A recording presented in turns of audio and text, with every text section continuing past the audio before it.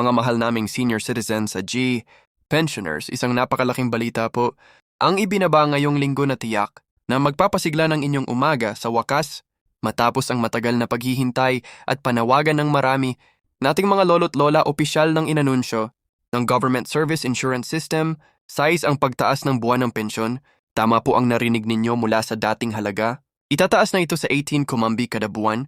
Hindi ito chase o haka-haka kundi formal na ipinahayag ng CHIS, kasama ang eksaktong petsa kung kailan ito magsisimulang ipatupad. Kaya kung kayo po ay dating guro, empleyado ng gobyerno, o may kakilalang tumatanggap ng pensyon mula sa GSIS, napakahalaga po ng video na ito para sa inyo. Sa loob ng ilang minuto, ilalahad po namin ang kumpletong detalye, sino-sino ang kwalipikado, kailan ang eksaktong simula ng bagong rate, at ano ay mga verlingan. I verify o isumite kung meron man. Marami po kasing pensioner ang hindi pa alam ang kabuwang, proseso o kung kailangan pa bang mag-update ng records. Kaya siguraduhin makinig at tapusin ang video dahil ipapakita rin namin kung paano ninyo masusuri ang inyong pension online, pati na rin ang mga tips para maiwasan ang delay sa pagpasok ng bagong halaga. Isipin niyo po kada buwan, mas malaking tulong. Ito para sa inyong panggastos sa gamot, pagkain, at iba pang pangaraw-araw na pangangailangan, isang tunay na tagumpay para sa atong mga nagsilbi sa bayan. Kaya, huwag na roong rebesyangin ang pagkakataon na makuha ang buong benepisyo. Manood po kayo hanggang dulo. At syempre, habang kayo'y nandito, na rin pakilike na po ang video kung kayo'y natuwa sa balitang ito. Mag-subscribe para lagi kayong updated sa mga ganitong importanteng anunsyo. At mag-iwan ng komento kung kayo po ay excited na rin sa bagong pension amount. Sama-sama nating abangan ang simula ng mas magandang bukas para sa lahat ng GS pensioners. Napakaganda talagang balita ito para sa ating mga pensioners, kaya't sa puntong ito ay sisimulan na natin ang mas detalyado, mas malalim at mas kapaki-pakinabang na talakayan tungkol sa bagong anunsyo ng CHIS patungkol sa fee na buwan ng pensyon. Huwag po kayong bibitaw dahil sa bawat minuto ng video na ito, tiyak may bago kayong malalaman na makatutulong hindi lamang sa inyo, kundi maging sa inyong mga kapwa, retirado at senior citizen sa buong bansa. Unang-una, saan nga ba nanggaling ang balitang ito? Nitong nakaraang linggo, isang press release ang inilabas mismo ng chief na naglalaman ng opisyal na pahayag mula sa kanilang pamunuan. Sa nasabing pahayag, kinumpirma na isa sa mga pangunahing layunin ng kanilang bagong programang tinawag na Enhanced, ang Pension Adjustment Initiative, ay ang pag-angat ng standard of living ng mga retiradong manggagawa ng pamahalaan. Ayon sa is masyado ng nahuhuli ang halaga ng pensyon kumpara sa tumataas na presyo ng mga bilihin, kaya't napagdesisyonan ng board na taasan ito at gawing 5 ang bagong base rate para sa karamihan ng mga regular pensioners. Ngayon, marahil marami sa inyo ang nagtatanong kailan ito magsisimula? Ang sagot po ayon sa opisyal na tala ng CHIS, ang bagong rate ay magsisimulang ipatupad sa darating na Agosto 25, eksaktong isang buwan mula ngayon. Kaya kung kayo ay kasalukuyang tumatanggap ng pensyon sa halagang mas mababa sa 18.5, asahan niyo na sa susunod na cycle ng payaw makikita na ninyo ang pagbabago sa inyong bank account. Hindi ba't napakasarap? Pakinggan isang dagdag na kita na hindi lamang nakakatulong, kundi tunay na magbibigay daan sa buhay natin bilang senior citizens. Pero teka lang, hindi ito automatic para sa lahat. Ayunda, kailangang updated ang inyong records para masigurong wala kayong aberya sa pagtanggap ng bagong pension amount. Maraming senior citizens ang hindi pa naipapa-update ang kanilang contact information, address at iba pang detalye. Kaya may ilang beses na naantala ang pagpasok ng pensyon. Kaya't sa mga nanonood ngayon habang maaga pa, pinapayuhan namin kayo na bumisita na sa pinakamalapit na CIS branch o gamitin ang CIS Touch mobile app. Kung kayo ay may access sa smartphone, alam naming hindi lahat ay sanay sa teknolohiya, pero kung may apo, anak o pamangkin kayo na pwedeng tumulong, mas mainam na masimulan na ito. Ngayon pa lang, isa pang tanong na madalas naming naririnig mula sa ating mga pensioners ay ito, paano kung tumatanggap na ako ng mahigit 5? May dagdag pa rin ba? Sa kasalukuyan ang itinaas ay para lamang sa mga pensioners na tumatanggap ng mas mababa sa nasabing halaga. Ibig sabihin, kung kayo ay nasa 15,000 kada buwan, itataas ito sa 18 live. Ngunit kung ikaw naman ay kasalukuyang tumatanggap na ng 20,000 kada buwan, hindi ka nakabilang sa adjustment.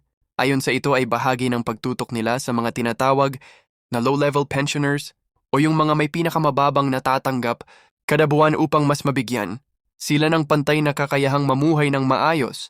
Ngayong malinaw na kung sino ang makikinabang, tatalakayin naman natin ang proseso kung paano ito ipapatupad ayon sa GIS. Hindi na kailangang magsumiti pa ng bagong application kung kayo ay existing pensioner. Ngunit kung may kulang o hindi updated ang inyong file, tulad ng birth certificate or bank details, kailangan itong isumit sa upang makasama kayo sa automatic adjustment. Ang mga dokumentong DES ay kailangan ma-verify bago maaprubahan. Ang pagtaas sa madaling salita, kung kompleto ang record mo, automatic kang mapapasama sa increase. Pero kung may conflict, madalay ang release at kailangang ayusin muna, kaya't narito ang isang mahalagang paalala. Kung kayo po ay matagal nang hindi bumibisita sa GS o hindi pa nakakapag-update ng inyong record mula pa noong kayo'y nag-retire, ito na po ang tamang panahon. Huwag nating hintayin na mawalan tayo ng benepisyo o maantala ang ating pensyon. Dahil lang sa hindi natin ito naasikaso sa panahon ngayon, napakahalaga ng pagiging maaga, lalo na't kasama sa bagong sistema ng GS ang paggamit ng digital verification para sa mas mabilis na transaksyon. Halimbawa sa tulong ng G-Stouch app, maaari nang mag-update ng mobile number, mag-check ng pension, history at mag-follow up ng mga claims. Na ito ay mismong malaking tulong, lalo na sa mga senior na hindi na makalakad papuntang opisina. Bukod pa rin na pag-alaman din natin na ang bagong adjustment ay bahagi ng mas malawak na plano ng GIS para sa susunod na 3 taon, ang tinatawag nilang Retirement Welfare Roadmap 2 at 25, tandang bawas 2, and at 28 ay naglalaman ng mga hakbang para mapabuti hindi lamang ang pensyon, kundi maging ang kabuang serbisyo para sa mga retirado. Kasama dito ang mas mabilis na loan, processing, online verification ng mga benepisyo at digital ang card system na balak nilang ilunsad sa susunod na taon. Isipin nyo isang GIS digital card na magagamit nyo, hindi lang para sa pension withdrawal, kundi para na rin sa discount sa mga partner, establishments gaya ng botika, grocery at hospital. Hindi ba't nakakatuwang isipin? Nasa kabila ng ating edad, binibigyan pa rin tayo ng gobyerno ng pagkakataong umangat umayos ang pamumuhay. And may sinimay sa mga makabagong serbisyo. Kaya't kung kayo ay may mga kakilala pang pensioner na hindi alam ang tungkol dito ay share po ninyo ang video na ito dahil baka sila ay kabilang sa makikinabang, ngunit hindi nila alam kung paano ito asikasuhin. Tulungan nating ipalaganap ang impormasyong ito upang walang senior citizen na mapag-iwanan. Alam din namin na may ilan sa inyo na nag-aalala baka, dagdag lang ito ngayon tapos babawiin rin. Ayon po mismo sa isang increase na ito ay permanenteng adjustment. Hindi temporaryo o seasonal. Hindi ito one-time, cash assistance o bonus kundi bahagi na ng buwan ng pensyon. New moving forward, ibig sabihin, hanggang sa mga susunod na taon, ito na ang magiging base, ang amount ng inyong pension, kaya't hindi kayo dapat mangamba na babalik ito sa dating halaga. Ito ay buti nga ng masusing pagsusuri ng actuarial reserve ng GIS at tininyak nila na may sapat na pondo upang ituloy ang ganitong adjustment. Ngayon baka may ilan sa inyo na nagtatanong, yung mga bagong retiree, makakakuha rin ba sila ng 85.5? Ang sagot diyan ay depende sa kanilang years of service average monthly, compensation at retirement program na kanilang pinili, ngunit kung sakaling ang kanilang computed monthly pension ay mas mababa sa 18.5, makikinabang din sila sa adjustment na ito base sa minimum threshold, kaya't sa mga nagpaplanong, mag-retire pa lang magandang malaman na mas mataas na ngayon ang base ng pensyon at mas mainam na magplano ng maaga. Gamit ang pension calculator ng GS na makikita sa kanilang website, mahalagang banggitin din na ang dagdag na pensyon ay inaasahang magdudulot ng mas mataas na demand para sa medical services, maintenance na gamot, at iba pang serbisyo para sa matatanda.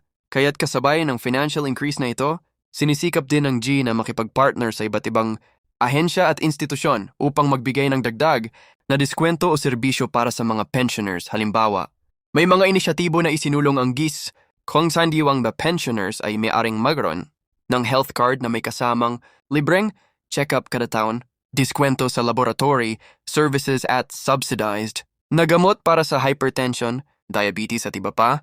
Kaya habang tumataas ang pensyon, dapat din nating alamin kung paano ito mapapalago at mapapakinabangan ng wasto. Bilang pagtatapos ng bahagi ng video na ito, nais naming ipaalala sa bawat pensioner na kayo po ay may karapatang makinabang sa inyong pinaghirapan. Ang kapensyon ay hindi regalo o abuloy, ito ay bunga ng mga tao ng inyong serbisyo sa bayan. Kaya huwag po kayong mahiyang magtanong Mag-follow up at mag-update ng inyong record. Dapat po ay tuloy-tuloy ang ating pakikilahok sa mga programang tulad nito upang matiyak na walang nasasayang na benepisyo. Tandaan sa bawat kaalamang natatanggap ninyo, may kapangyarihan kayong ingatan at protektahan ang inyong kinabukasan at kung sa tingin niyo ay marami pa kayong gustong malaman, huwag mag-alala. Dahil itutuloy pa natin ito sa mga susunod na video, kaya habang maaga pa, paki-like ang video na ito bilang suporta sa ating mga pensioners, mag-subscribe sa channel para updated kayo sa lahat ng bagong anunsyo at paki-share ito sa inyong mga kaibigan. At kamag-anak, huwag niyong kalimutang mag-comment kung kayo po ay kabilang sa mga makakatanggap ng dagdag pensyon. Gusto naming marinig ang inyong kwento. At bilang huling paalala, mga mahal naming cheese pensioners, huwag niyong sasayangin ang pagkakataong ito.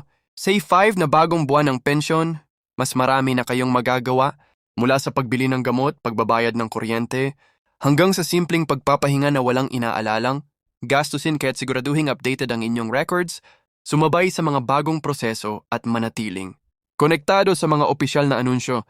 Muli, huwag kalimutang i-like ang video, mag-subscribe at i-share ito sa mga kakilala.